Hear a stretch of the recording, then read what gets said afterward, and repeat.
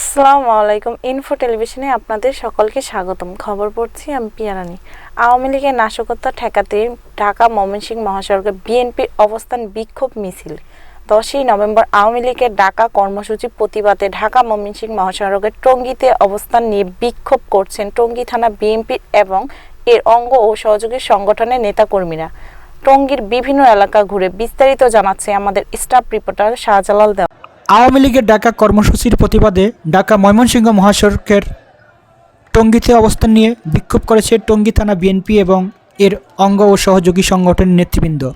রোববার সকালে টঙ্গীর বিভিন্ন এলাকা থেকে নেতাকর্মীরা খণ্ড খণ্ড মিছিল নিয়ে মহাসড়ক Tongi Bazar, Madhumita station road, Gazipura, Hossain market, college gate, Charagali সহ বিভিন্ন স্থান প্রদক্ষিণ করেন এবং মহাসড়কে অবস্থান করেন। গাজীপুর মহানগর বিএনপির সাবেক যুগ্ম আহ্বায়ক রাশেদুল ইসলাম কিরণ ও সাবেক দপ্তর সম্পাদক আব্দুর রহিম খান কালার নেতৃত্বে সকালে টঙ্গী বাজার এলাকা থেকে একটি বিক্ষোভ মিছিল মধুমিতা স্টেশন রোড হয়ে পুনরায় টঙ্গী বাজার গিয়ে সমাপ্ত হয়।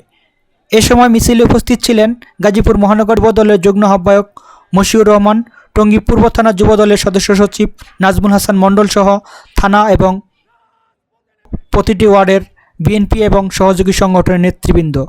বিক্ষোভ মিছিলে অংশ নিয়ে বক্তারা বলেন,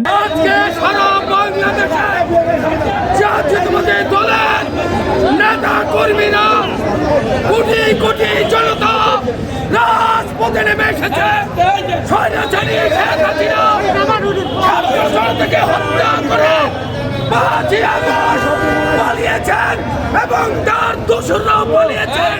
এখনো কিছু দোসর বাংলাদেশে রয়েছে। উনি ঘোষণা দিয়েছেন আমেরিকার প্রেসিডেন্ট, নবনির্বাচিত প্রেসিডেন্ট ডোনাল্ড ট্রাম্পের ছবি নিয়ে ষড়যন্ত্র করছেন। এই আওয়ামী যুবলীগ, ছাত্রলীগ তাদেরকে প্রতিহত করতে হবে। অংশ নিয়ে বক্তারা বলেন, আওয়ামী লীগ, যুবলীগ, ছাত্রলীগকেও যদি কোনো ধরনের নাশকতার চেষ্টা করে তাহলে তাদেরকে প্রতিহত করা হবে।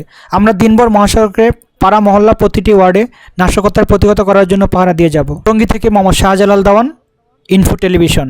ধন্যবাদ এতক্ষণ ইনফো টেলিভিশনের সাথে থাকার জন্য।